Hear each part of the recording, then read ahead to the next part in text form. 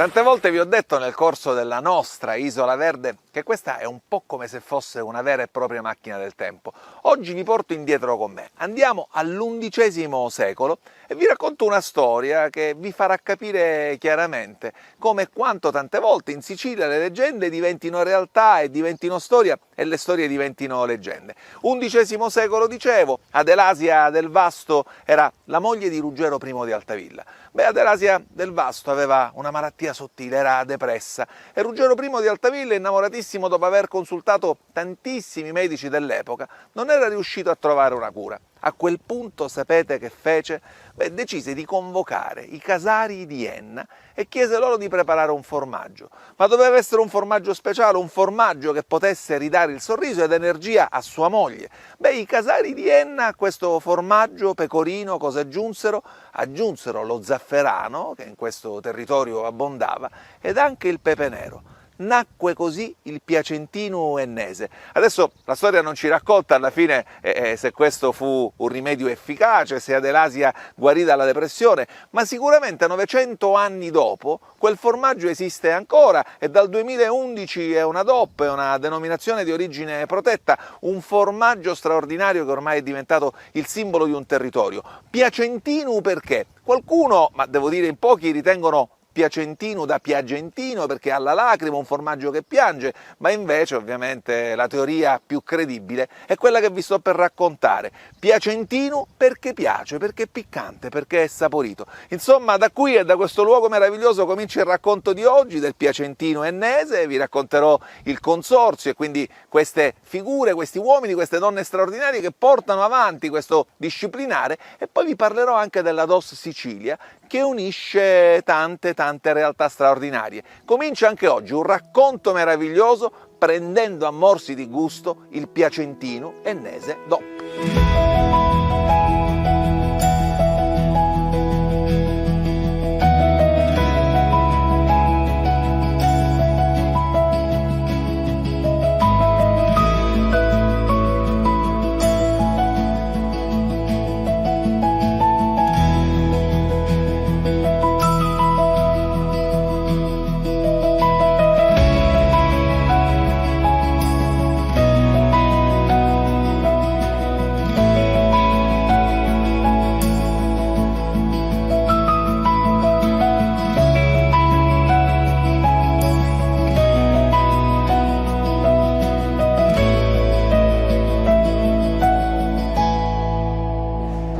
Una storia bellissima quella che vi raccontiamo oggi a Isola Verde, e tutto parte dalle mani di quest'uomo che è un uomo formidabile. Adesso lo conoscerete come l'ho conosciuto io, il signor Pietro Di Venti, che è il presidente del consorzio del Piacentino Ennese DOP, e in questo momento il signor Pietro Di Venti sta operando la rottura del formaggio. Signor Pietro, buongiorno. Buongiorno. E allora mi racconti che sta facendo? Sto facendo la rottura del formaggio.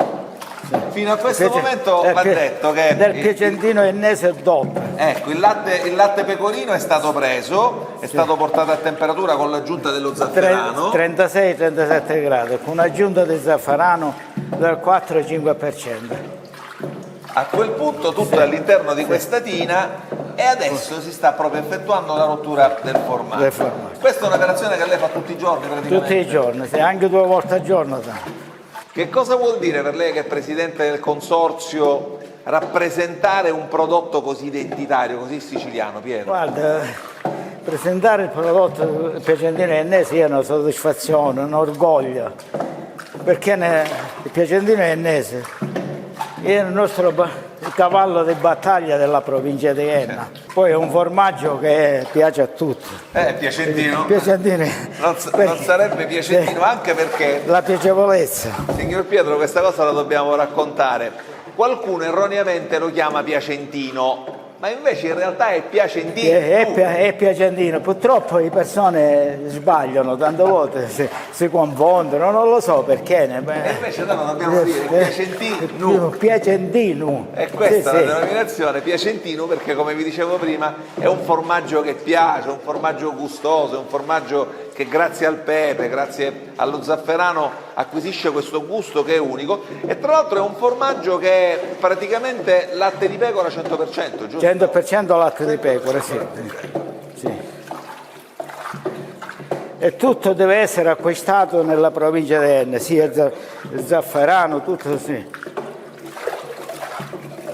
Sono i comuni dell'entroterra ennese, i prodotti devono tutti quanti arrivare assolutamente da lì. Da lì, sì. Un'altra caratteristica del disciplinare è che la forma del piacentino può variare tra i 3,5 e i 4,5. Sì, 3,5 4,5, sì. Altrimenti se si va fuori da questa pezzatura... Se vuoi fare c'è il verbale. C'è il verbale, non si tratta di piacentino. No, se c'è il verbale non si tratta più di questo. Io faccio l'aggiunta dell'acqua, ci racconti che cosa facciamo adesso?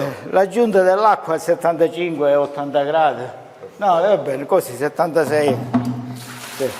Quindi la rottura è già stata effettuata. Già è stata fatta la rottura. E adesso Ora si aggiunge quest'acqua a 75-80 gradi. Ecco. Si porta a una temperatura circa di 40 gradi con l'acqua calda. 40, 45, così. Sì. Vi devo dire che il profumo già è straordinario. Sì. La cosa bella da raccontarvi che riguarda il signor Pietro è che lei ha cominciato a fare questo mestiere praticamente a 6 anni, no? A 6 anni, sì. Ha cominciato a muoversi con papà, che ovviamente aveva l'allevamento. Con mia mamma e mio papà, sì, sì. E adesso la cosa molto bella è che stiamo per arrivare alla 4ª generazione, perché già suo nipote comincia a diventare pratico. Sì, sì.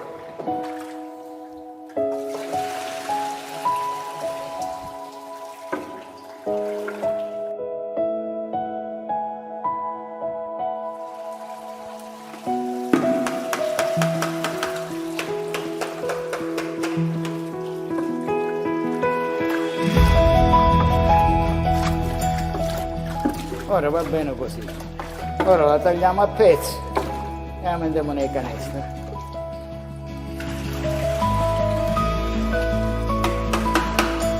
Va bene. Abbiamo assistito a un'operazione veramente bella, cioè manualmente, perché poi queste sono tutte cose che si devono fare manualmente. Il signor Pietro ha separato il siero, che poi diventerà ricotta, dalla pasta, che è rimasta ovviamente qui all'interno di questa tina. E adesso che fa, signor Pietro? La taglia e la mette nei canestri? La tagliamo a pezzi e la mettiamo nei canestri. Un pezzo di tuma e un po' di pepe nere e pressiamo. Viene pressata nei canestri. Eccolo, qui la caratteristica appunto è sia lo zafferano che il pepe nero, che come vi raccontavo sono quelle sostanze che dovevano ridare forza alla moglie di Ruggero I d'Altavilla, no? La leggenda racconta che questo formaggio è stato inventato proprio per questo motivo. Era in depressione la moglie. In depressione, basta una fettina di piacentino ennese e la depressione va via. Sì. Guardate con quanta esperienza e con quanto amore soprattutto viene fatta questa operazione. Da tutti i lavori ci vuole passione, vero. Passione.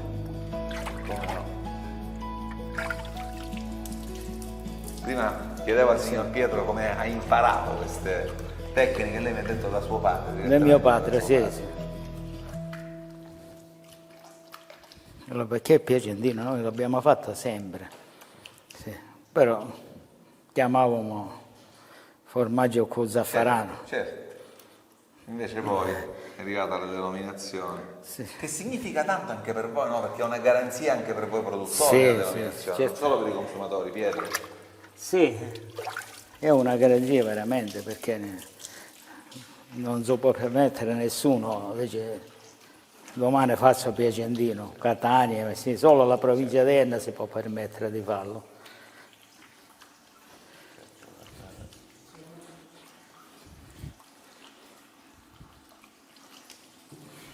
Ecco, il primo è pronto. Sì. Adesso si va col secondo e via via riempiremo tutti questi canestri.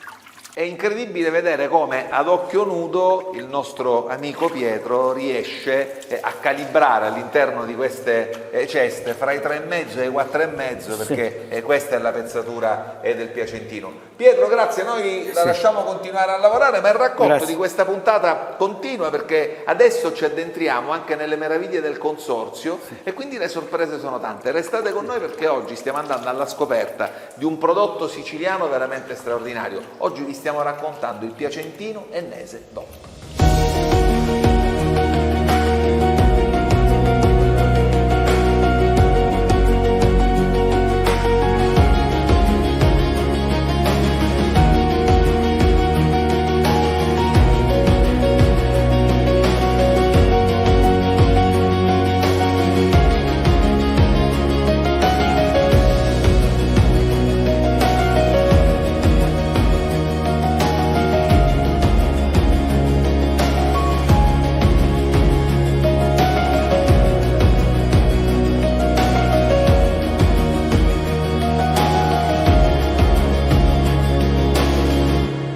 Adesso vi presento il presidente del Libero Consorzio di Enna, con il quale voglio mettere, benvenuto a Isola Verde, dottor Piero Capizzi, voglio mettere l'accento sul fatto che il territorio di Enna ha un tesoro enorme, in questo caso il Piacentino, e queste certificazioni ovviamente hanno una ricaduta importante, perché comunque non solo danno valore al prodotto, ma sono garanzia per il produttore e per il consumatore. Quindi quando parliamo di enoturismo in Sicilia, questi sono i valori aggiunti, Presidente.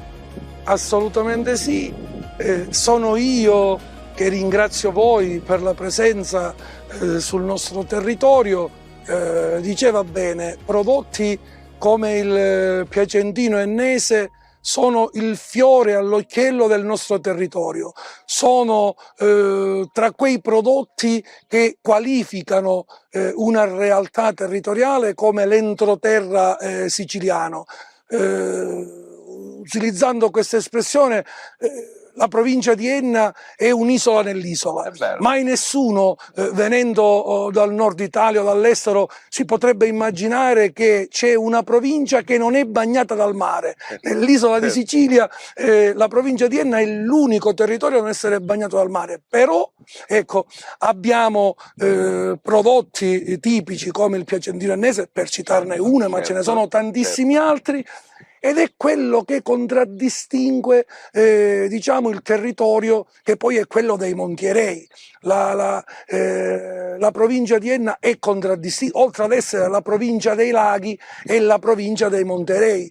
E se noi andiamo a riprendere le caratteristiche di un formaggio come il Piacentino ennese, che diventa promotore del territorio della provincia di Enna in tutto il mondo, perché questo prodotto viene esportato in tutto il mondo, capiamo il perché. Lo zafferano che viene prodotto in queste terre che stanno attorno a noi, il pepe nero altrettanto di produzione propria, il latte delle pecore che quotidianamente vivono attorno a questi territori, ed è un latte che poi viene lavorato in maniera magistrale dai casari e che diventa veramente un prodotto che contraddistingue il nostro territorio. E se noi immaginiamo che idealmente la provincia di Enna è terra di mezzo, ecco, terra che sta a metà tra la provincia di Palermo e la provincia di Catania, e quasi in alcuni casi il turista è di passaggio tra Enna e Catania. Però ecco, noi abbiamo la presunzione e l'ambizione di fare diventare prodotti come il Piacentino ennese un attrattore di turisti sul territorio. La terra di passaggio può diventare una terra di arrivo. Cioè diventa una meta. Esatto, diventa una meta. E se noi riusciamo a coniugare il prodotto enogastronomico di qualità, e voi immaginate il Piacentino ennese ha un disciplinare rigidissimo da cui i produttori non si possono discostare, con tantissimi controlli, e quello comporta anche tutta una serie di cose, perché la tutela di quel prodotto significa tutelare il prodotto in sé, significa anche tutelare il prezzo, significa tutelare poi tutte quelle regole che stanno alla base di quel prodotto. E se a questo aggiungiamo, a proposito di turismo enogastronomico, che arrivi in provincia di Enna, il Piacentino può essere uno degli attrattori, ma poi ti ritrovi a visitare Villa Romana del Casale, con tutto ciò che sta attorno, Morgantina, Enna con il suo castello di Lombardia, la zona nord con paesi importantissimi con una storia gloriosa come Nicosia, come Troina. Ecco, l'entroterra siciliano non diventa più un territorio di passaggio, ma anche un territorio stanziale, dove il turismo quello slow, però quello lento, quello che si gode i luoghi, quello che si gode i luoghi, quello che assapora il gusto, che sente il sapore della terra, di quello che circonda l'ambiente che tu vivi, può diventare anche uno strumento senza avere grossissime pretese, ma che certamente può portare turisti sul territorio. Ha ragione, Presidente, guardi, ha fatto una riflessione molto intelligente e soprattutto ha centrato esattamente il punto. Capite che stiamo parlando fortemente di tradizione e di identità di un territorio che appunto non è più una terra di passaggio, ce lo diceva giustamente il Presidente, ma diventa terra di arrivo soprattutto perché ha l'intelligenza di volersi godere lentamente i luoghi, i cibi e anche questi ambienti che sono veramente unici. Presidente, grazie per il tempo che ci ha dedicato. Grazie a voi, Buon benvenuti lavoro, e vi grazie. aspettiamo anche per eventuali successivi vostri interventi e Noi presenze. verremo a trovarvi perché a noi piace raccontare le meraviglie siciliane. Grazie davvero ancora una volta al Presidente Piero Capizzi. Il racconto di oggi continua perché non vi stiamo raccontando soltanto un prodotto, ma vi stiamo raccontando come se fosse una fetta di Piacentino Ennese, una fetta della Sicilia che ci piace raccontare.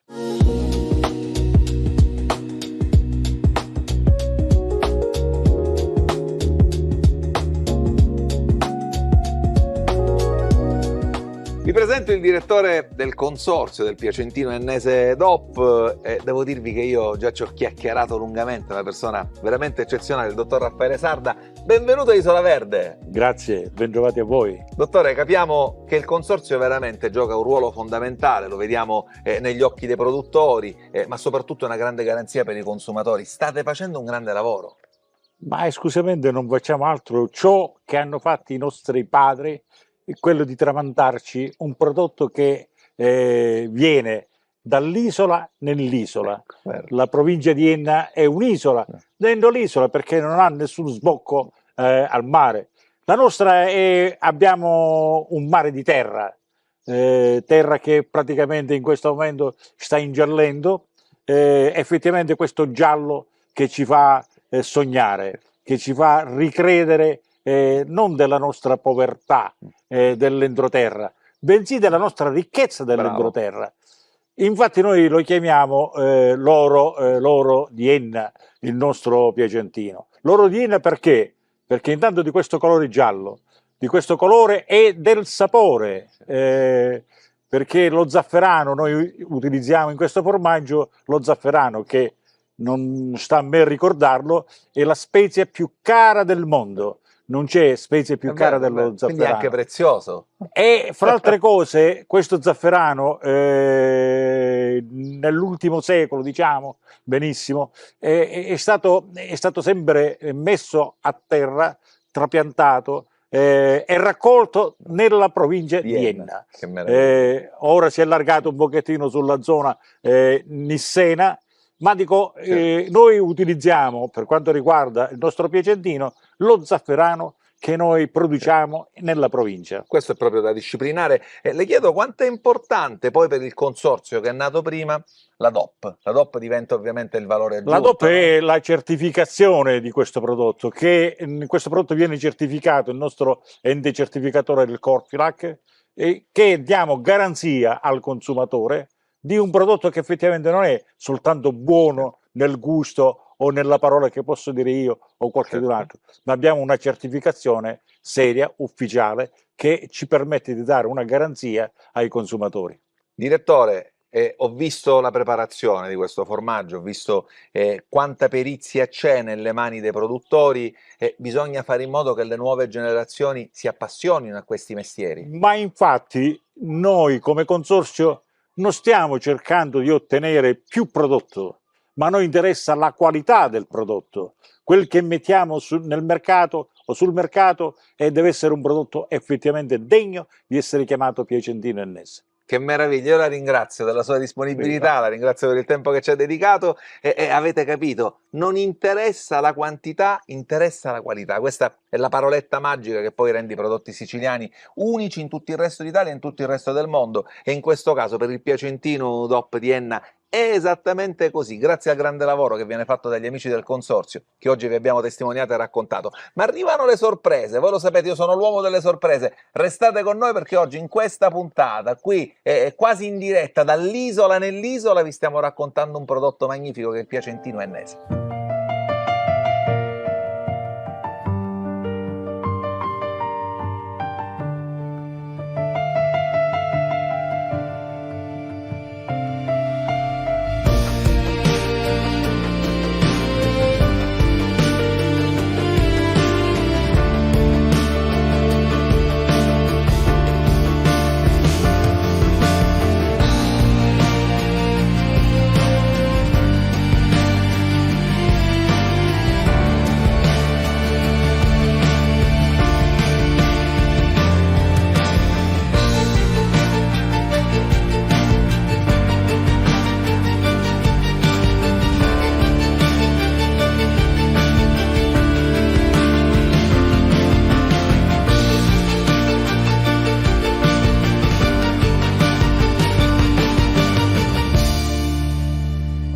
Amici di Isola Verde, ormai ci conosciamo davvero da tanto tempo e ormai sapete quanto mi piacciono le storie e soprattutto quanto mi piace raccontarvele. Oggi vi racconto una storia molto speciale che ha a che fare con l'entroterra della Sicilia.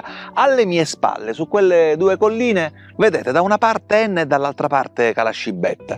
Pensate, Enna, una città antichissima, già celebrata da Diodoro Siculo, era la città votata al culto di Demetra e proprio di fronte invece nel IX secolo sorse Calascibetta. Calascibetta sorse come un accampamento militare, era stato voluto proprio lì dai Normanni per cercare di assediare la città di Enna. Ruggero I cominciò con questo assedio che fu un assedio lunghissimo, ma la gente di Enna era gente coriacea, era gente che faceva del proprio orgoglio motivo di vita e così l'assedio durò veramente tantissimo. Gli ennesi mostravano agli assedianti di avere ancora tantissimo grano e addirittura quando gli assedianti si avvicinavano gli gettavano delle forme di formaggio. Ma era soltanto una messa in scena, perché quel grano che veniva visto era soltanto paglia coperta da un po' di grano e i formaggi, narra la leggenda, venivano preparati con il latte delle mamme che si privavano di dare il latte ai propri figli, ecco, pur di fare in modo che la città fosse considerata forte, fosse considerata inespugnabile. Però accadde l'impensato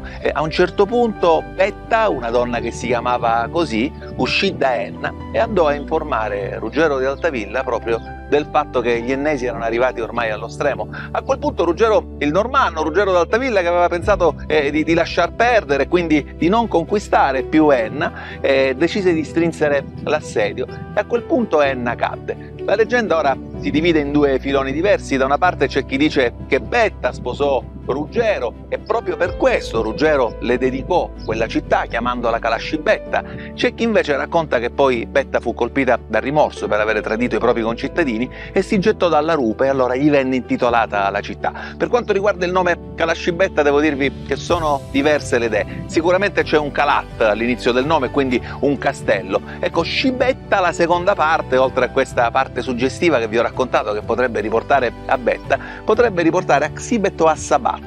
Appunto comunque un posto alto, un posto inespugnabile. Qualcuno dice che addirittura ha a che fare con la pianta di aneto che lì, ecco, in quell'epoca fioriva in maniera assai copiosa. Che si tratti di un'idea o che si tratti dell'altra, è bella in sé la leggenda e soprattutto è bello pensare che ormai da tantissimi secoli queste due città si guardano l'una di fronte all'altra e da sempre hanno questa rivalità che si trasmette nel DNA dei successori e degli eredi. Oggi vi ho raccontato una storia che è diventata leggenda o una leggenda che è diventata storia, fate voi, ma questa è la storia della rivalità tra Enna e Calascibetta.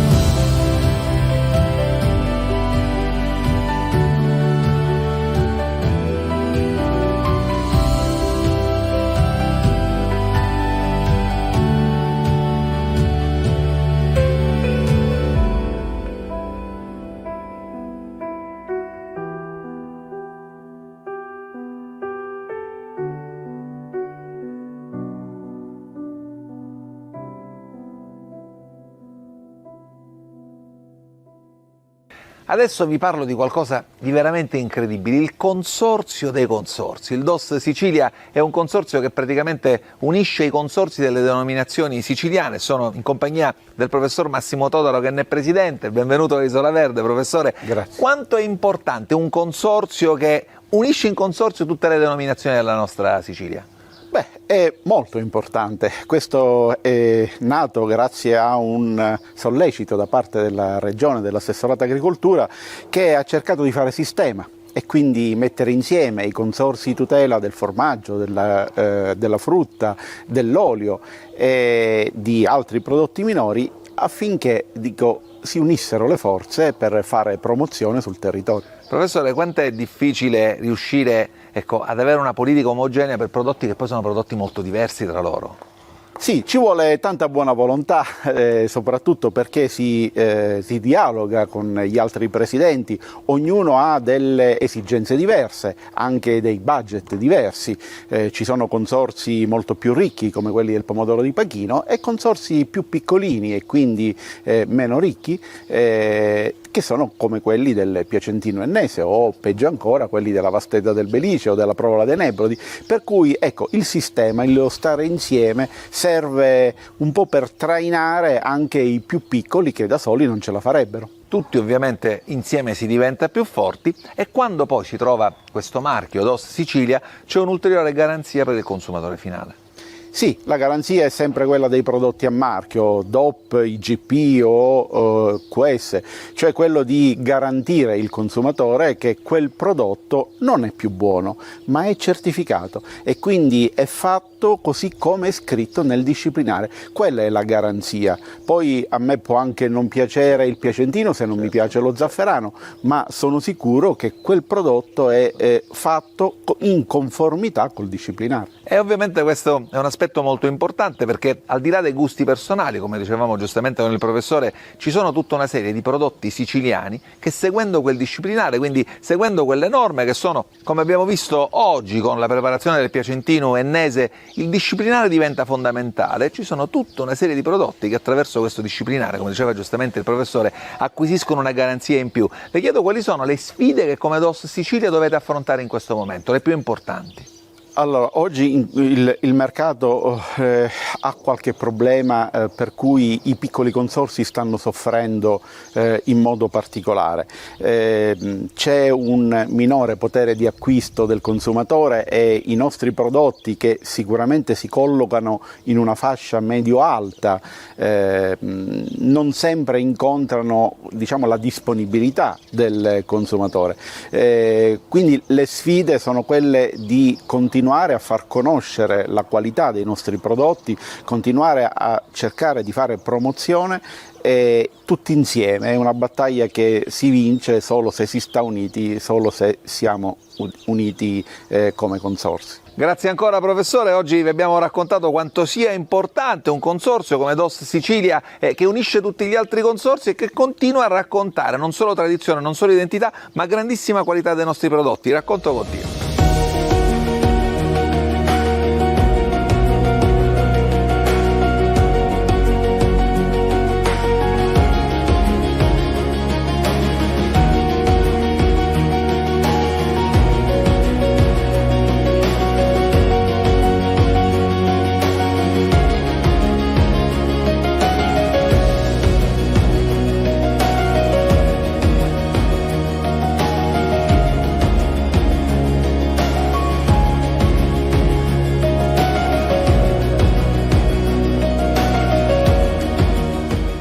Promessa mantenuta, e voi lo sapete che io mantengo sempre le mie promesse. Vi presento lo chef Giuseppe Bono, professor Giuseppe Bono, docente all'alberghiero Federico II di Enna. Chef, il Piacentino Ennese è una bellissima storia. Il Piacentino ci racconta tradizioni, identità di questo territorio, ma poi i professionisti come te lo portano a tavola e qua già c'è un profumo.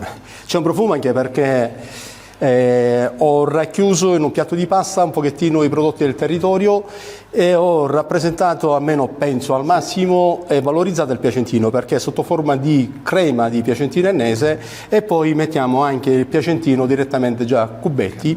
In più abbiamo aggiunto una zucchina leggermente fritta, bella dorata, dei capperi, sia il frutto e sia dei germogli. Completiamo con della menta e dello speck leggermente rosolato per dare un pochettino di affumicatura e il croccante. Ma che meraviglia. Inizio, procediamo. Mettiamo un altro pochettino di piacentino. Io come sempre vorrei che vi arrivasse il profumo di quello che stiamo vedendo. E iniziamo con il dressaggio del piatto. Perfetto.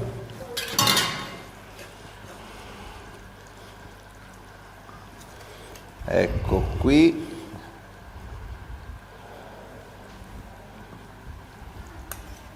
Ecco qua. Guardate che meraviglia. Il piacentino qui come l'hai trattato? Semplicemente Allora, il piacentino qua abbiamo diventare fatto la crema e nello stesso tempo poi abbiamo utilizzato anche il piacentino solo a cubetti per averlo E direttamente. la crema come la ottieni? Sciogliendolo con un po' di Sciogliendolo latte? con un pochettino di latte, ma lo stesso latte sempre allo zafferano, Certo. perché sempre dalla stessa filiera, dalla produzione e via. Ora aggiungiamo direttamente un paio di germogli di cappero e qualche frutto di cappero, perché anche da crudi sono ottimi. Certo. Un altro pochettino di piacentino.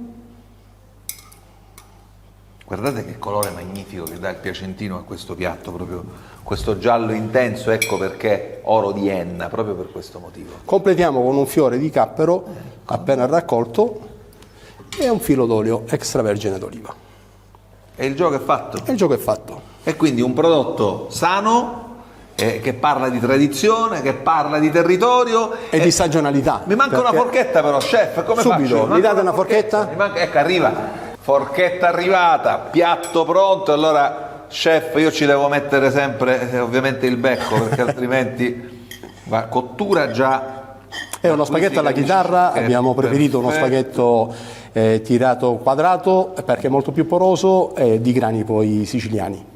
Profumo straordinario, c'è Buona degustazione. tutta la nostra terra in questo piatto e soprattutto c'è una bellissima interpretazione di Giuseppe Bono del Piacentino Ennese e io assaggio col tuo permesso. Certo, buona degustazione. Continuerei a parlare con voi per ore, ma non posso, ho un altro impegno, ma il racconto continua. Grazie chef. Grazie a voi.